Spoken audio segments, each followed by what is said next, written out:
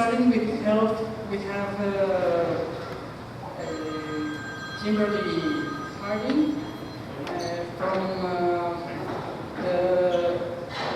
she's presenting the project Orchid, and she's president of Monarch Innovation Partners. Welcome, Kimberly.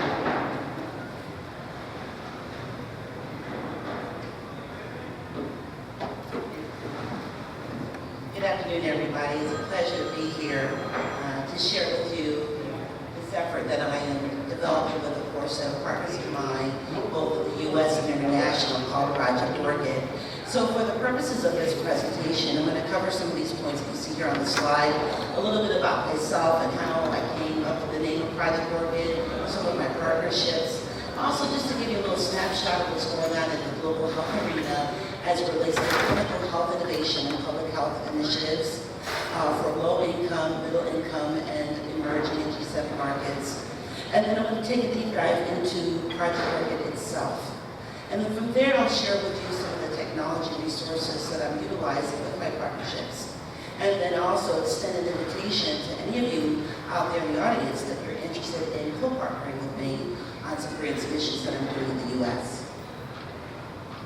So a little bit about myself. I've been in healthcare for many years, and it's the passion of my life. I absolutely love it. And my vision statement is to alleviate suffering in the world by enabling the care team with the best tools and technology and intelligence to engage the patient for better outcomes and care.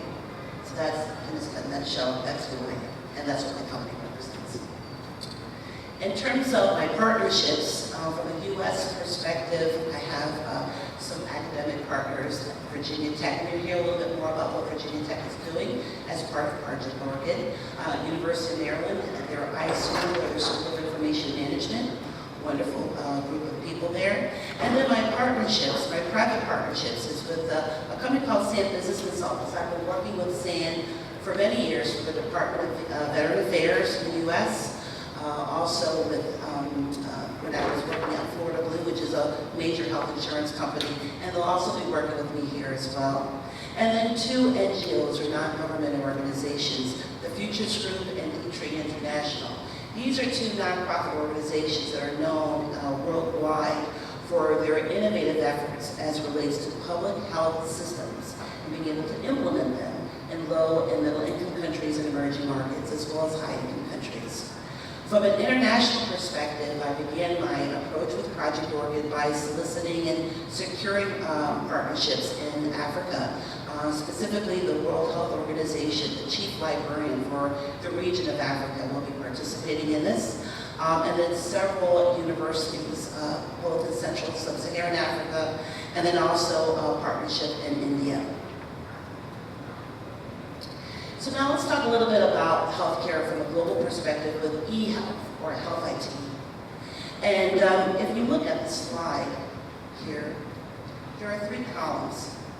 This first column represents the use of paper to track and capture patient level and population level data within a region or country.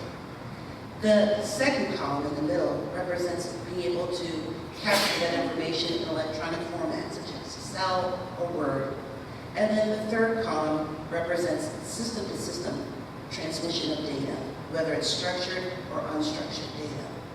So this snapshot was taken from WHO in 2012. They generate these reports every couple of years. And as you can see, that we still have a major digital divide, even given the fact that we're talking about big data, which is really exciting today. But when we look at some of the pandemics that are hitting our areas worldwide, chronic disease and cure management, immunization, prevention and wellness, if we are able to facilitate the securing of patient-level data in secure format, we won't be able to develop a fertile ground for innovation in these areas.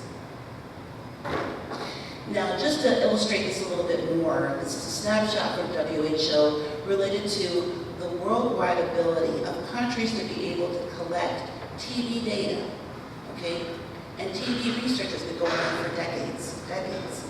There are two well-known vaccines that actually cure TB. However, even with that said, we still have regions, both in the Americas, in Africa, and Southeast Asia, where there's limited ability to collect that. It's still paper-based.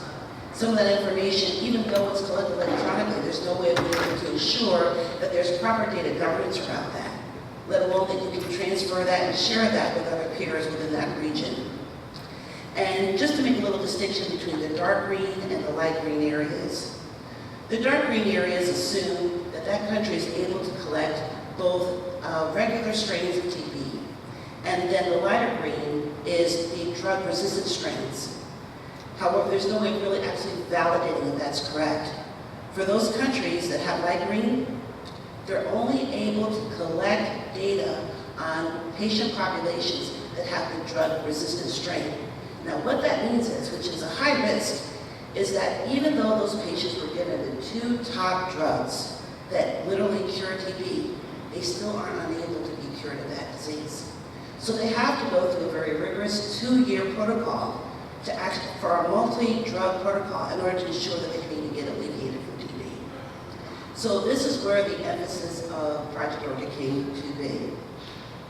Now, if you are a country and you have a high-risk patient population, whether it's with infectious disease or chronic disease such as diabetes, hypertension, stroke, kidney disease, you name it, you have some great, bright innovators, epidemiologists that have an idea to be able to, share their learnings with their peers. But you still have to go over the hurdle of being able to innovate. And given some of the regulatory frameworks in the Western world, for some of the low and emerging markets, it becomes almost impossible to be able to follow the rigor around the drug discovery model. So this is just a snapshot from the Food and Drug Administration about the amount of time it can take. I call this the happy path, between 10 to 15 years for an investigation of a new drug. This assumes that you have the right infrastructure, lab systems, health IT systems that connect to your researchers, to your patient populations, to your PIs, and to your investigational review boards. There are plenty of countries such as India, China, Brazil, and others, even in Mexico, where you're attempting to be on par with G7 countries to be able to participate in multinational trials. But if you don't have a robust e-health system to be able to do that, then you're not going to be able to share in the victories of health innovation. And that's where Project Orchid came to be. The purpose of Project Orchid is to be able to bring together those key stakeholders that are focused on clinical trial and public health innovation at a local, regional, and multinational level. The Project Orchid platform is an open source, open science platform that regardless of, as long as you have an internet access, Project Orchid conceptually will provide a portal, a web portal, where you're able to conduct virtual collaboration with cohorts that have a shared interest in certain research areas. We focus not only on the multinational event area, but also global and regional. We also will provide tools and capabilities for investigation review boards or IRBs. I'm also going to show you some examples, some conceptual examples of patient engagement using smartphone or health technology platforms and smart card technology. And then here at the bottom here, you'll see the little blue A. That's the open science community. We know that when doing clinical research especially, that once you're able to capture some of that information, we can de-identify the patient level information and then push that out and share those data abstracts with others who are trying to do similar research such as yours. So for example, if you're focusing on a new diabetic, type 2 diabetic drug or tuberculosis, then you're able to abstract, create a registry, and then push that out while protecting the patient level information. In addition to that, I'm going to share with you some of the capabilities that we're envisioning for clinical research librarians and informationists, and how we want to be able to provide them with robust tools so that they can generate their own digital library and assets, as well as registries. In addition to that, Project Orchid is focused on being able to harmonize the different regulatory policies that you'll need when you're trying to do multinational clinical innovation. Now, Project Orchid comes in 2 components. The first component is the innovation engagement framework. The second component is the collaboration platform. Now, the Innovation Engagement Framework focuses on enabling research groups to come together and to harmonize their regulatory policies, their business rules, their standard operating procedures, and then also the cultural dynamic, because there are going to be different cultural dynamics where you're doing multinational clinical trials and public health innovation. Once that's done, the output of that collaboration maturity model is to create a sustainable innovation model where all of the research cohorts agree these are the innovation strategies we're going to use for clinical innovation. This is how we're going to sustain it from an operational perspective, and here are the quality assurance activities that we're going to do to ensure that we're in compliance from a regulatory perspective. Once that business model has been defined, then the collaboration platform, which is the actual technology platform, can be configured. The technology platform consists of 3 areas. A quality system network, which enables bi-directional clinical data exchange between cohorts in a secured gateway system. A protocol engine and virtual lab system. The protocol engine then, and give you the context, say for instance, you're working on that drug-resistant strain TB. And let's say that Mexico is working with India and Brazil to come up with combining their 3 best-known protocols. You're going to then take those rules, and in that rules engine will then push out the clinical decision support alerts that the care team needs, and that those clinical alerts can be sent out through a web portal or through a smartphone. It's just one example. And then also providing analytics as well and dashboards. Okay, just to help you understand a little bit more about the maturity model, because the technology, I don't want to oversimplify it, but true clinical innovation, in order for it to be sustainable, there has to be harmonization with the business rules. Because once you have that, then you can configure the technology to ensure that the roles and responsibilities are tracked in a virtual environment. Because sometimes when people set up a virtual environment, it becomes extremely difficult, especially from an auditing perspective, to ensure that people have the right roles, responsibilities, and access to the data. In this hierarchy, there are several levels. And this would be, again, if a group, a multinational group, Mexico, India, could be Tanzania, and we'll just say Brazil, coming together on a clinical drug trial. And you want to come up with a new drug for the TB-resistant strain. There will be a collaboration meeting that's facilitated to focus on what are the regulatory drivers, how do you harmonize them? What are the organizational policy and ethics? Going all the way up to the ladder to the inspiration. What are the cultural dynamics?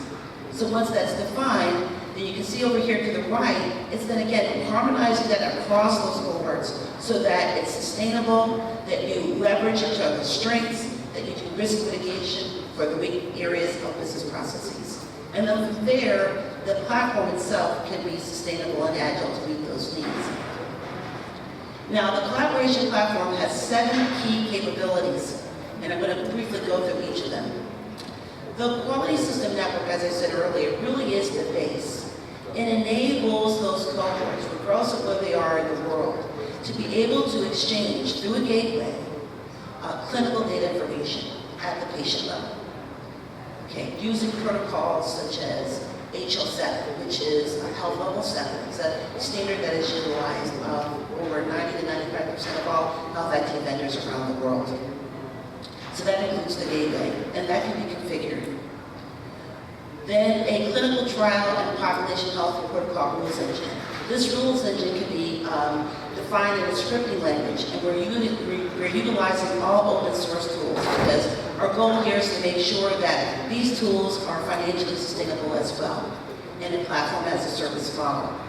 So given the types of different protocol rules that you may have for an infectious disease protocol, it could be an oncology or cancer research protocol, or a public health immunization protocol, you want to be able to put that information in, and then it will we'll do the programming in order to push out the alerts, the reminders to the entire care team, depending on the trigger and the processes that you want to put in place. Now, for some organizations and for some regions of the world, They don't have stable civil registration and vital statistics to accurately reflect births and deaths, having unique identifiers. We take that for granted, especially when you're doing clinical trial data management. You don't want to have duplicate patients. So we established that as well. Now for the really cool 3D analytics, we will be providing what's called a multi-channel open world virtual lab. And that's a funny and funky way of saying, you know, when you look at video games, and you've seen some examples of that already today, that you'll be able to create your avatars, including genomic avatars, to be able to share that data in that virtual lab. So say, for instance, you're doing preclinical trials, animal trials, and you want to develop a mouse avatar, okay? In that mouse avatar, you can collect that information and share that, those findings, then you reduce the rework of other cohorts in different parts of the world, because you know that mouse model works. This is technology that's already out there, but it's so high priced. Very few organizations can actually afford a mouse avatar. So why we're using open source? Open source then allows for a financially sustainable and accessible avatar environment that you can create for very expensive implementation. On the right side of our case reporting form tools, using web forms, again, if there are certain checklists that your researchers like to use, we would then transform them into the various languages that are used, whether it's French, German, English, Spanish, Swahili. We are using a language called Drupal, and there are literally hundreds of languages that are translated through Drupal, and that's what we'll be using. And then also biosurveillance and data monitoring. So in a near real-time environment, we know that in some remote areas of the world, even though that there are mobile devices, we'll still be able to provide near real-time batch refresh of that data. So if you have remote clinics in India or in Tanzania or in areas of Mexico or even in the Alleghenies in the US and Pennsylvania, we're able to share that information and be able to synchronize that in near real time.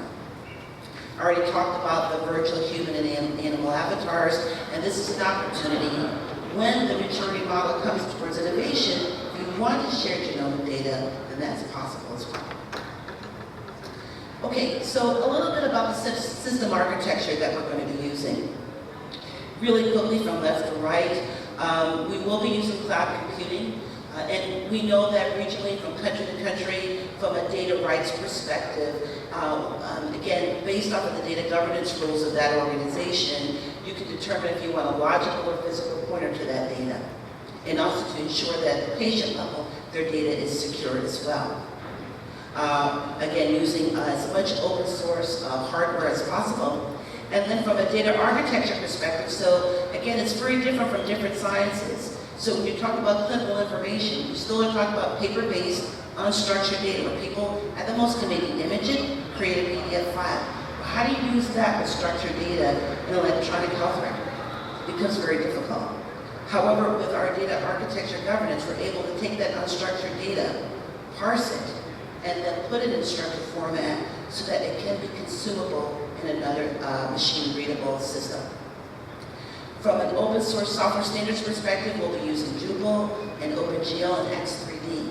X3D are the standards that are used in the Web 3D Consortium. Dr. Nicholas Polis is part of our group. He is the chair of that particular standards group, and he actually defines the standards for 3D in healthcare and other areas. And then also health interoperability standards. So it's not enough to have big data and be able to push it out, but be able to have system-to-system integration, whether it's a medical device, electronic health record, a laboratory information system, or your basic database. There are standard interoperability frameworks that we'll be using so that we can capture that information utilizing the Integrated Health Enterprise Profile, or IHE. IHE is a nonprofit organization in the US that's referenced around the world. And they have various domains of IHE. Some focusing on just profiles related to cardiovascular data collection, some on quality, some on radiology, some on cancer and other areas. We'll be utilizing those IHE profiles because the vendors around the world utilize them for clinical data exchange. And then last but not least, your basic, classic enterprise architecture frameworks as well.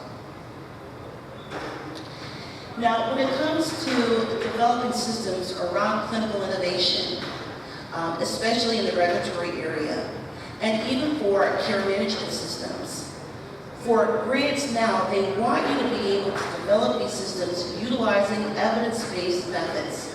And what I mean by that is, for some of the electronic health records that GE creates or that Epic creates for our hospital systems, they ensure that the technology that the doctors and nurses are going to use will enable them to use that through what's called meaningful use. Meaning that when I'm ready to check out that patient and discharge them, my system has to be able to create discharge notes and instructions and send that to them when they go home.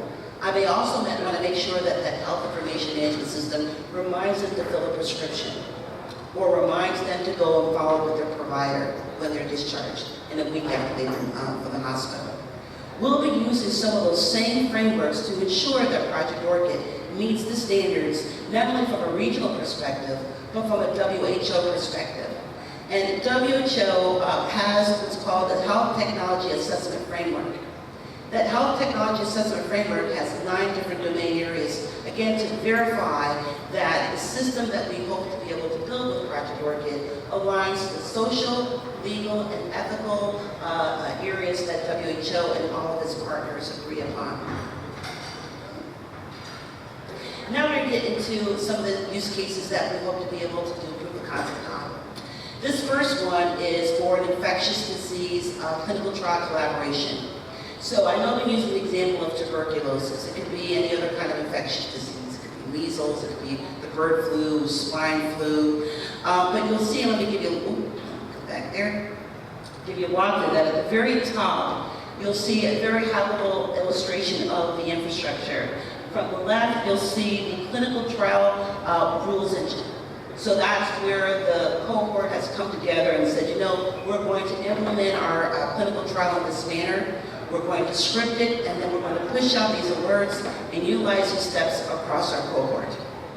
The second piece that you see is the Open World Metaverse platform. This is the 2D, 3D platform that enables the research teams to come together to do the modeling of the clinical trial. And you can do this as early as possible so that you can reduce the rework when you get to human trials. In fact, you can do this even before you get to animal trials. This 3D environment allows you to use genomic data as well. Then the real-time communication platform, similar to Cisco and Skype and things of that nature, allows you to be able to use open source tools to collaborate in that environment. And then in the center, sorry about that, in the center, the goal is to have a composite of a potential genomic avatar that whole cohort can study from. So can you imagine if you're getting information from your patient populations from Mexico, Brazil, India, Tanzania, and you want to make sure you want to track the side effects of this new TB drug. Maybe some people have kidney failure, maybe some people have headaches, maybe there are fatalities related to it. You can track what the organ systems as you're doing that through the 3D models. Now, as you can see along the left-hand side, I have just some examples of countries. We have South Africa, Swaziland, India, and the US. It could be any. So I want your mind to expand upon whatever that cohort could be. If you have a common theme, a common goal, being able to identify and solve issues related to infectious disease or chronic disease, then Project Orchid is able to facilitate that innovation activity. Now we're going to talk about maternal and child health population health, or public health initiatives. The great thing about maternal and child health innovation now around the world is that everyone is really high and heavy on the mHealth platforms. There are tons of grants out there, both in the US and the UK and other areas, because we know even in the most remote areas of the world, people have a phone. And you will find that a lot of epidemiologists and physicians are pushing these alerts to these particular critical public health programs to capture and track as much information as they can. The challenge with that is they're unable to maintain a consistent longitudinal patient level record. And so even though you're able to push out a reminder, please go get your shot so that your child is protected from measles, mumps, and rubella, you're still unable to see maybe the effects of other things related to that family medical history because you're unable to capture that in a data store. The goal of the maternal and child population health scenario here is to create not only the mobile health platform, but to also, at the very top here, create the rules engine so that you can push out that information. So the work that we're doing with the Futures Group and D3 International, they'll provide that subject matter expertise. And then also to the right, we'll be pushing that information into a digital library. This is where research librarians and informationists can share their learnings as they're developing and collecting the outcomes research from this. And then also for the public health, the Ministry of Health departments within countries, they can create their own registry. Now there are some organizations, there's some countries and some regions, even in the US, where they're unable to even create consistent immunization records for the patient population. This is one way you'll be able to do that and lock down that information. Here's another example for maternal and child health using smart card technology. The reason why I want to use it here is because, especially in remote areas, if they don't even have a phone, if they're able to go to specific remote clinics, a smart card, like a regular bank card, can be used using active and passive tags, using RFID technology to track and collect information on that family. And then as they go from clinic to clinic, you're just going to need a smart reader to be able to produce results and then pull that information up into your registries. And then we have another example of a clinical imaging trial. So say, for instance, you're doing cancer research. And with cancer research, breast cancer, prostate cancer, lung cancer, there's a lot of radiology studies that are utilized for that as well too. Again, in some regions of the world, no CT scanners, no MRI scanners, but if I want to be able to look at various images, then this will also support that. I'm going to quickly go here. Now, for librarians as well too, we'll be providing tool sets related to creating a shared knowledge network where they can have their own logical instances of the information locally and then share that around. And then this next slide, not only that, but we'll be able to push out that information. They can publish that to open science communities, to journal repositories, to share that information via smartphones as well, and you can have your own unique instances. And for more information on this, please feel free to give me, touch base with me after the presentation. Really quickly, we will be using a current radiology protocol tool that's currently in testing with the Department of Veteran Affairs.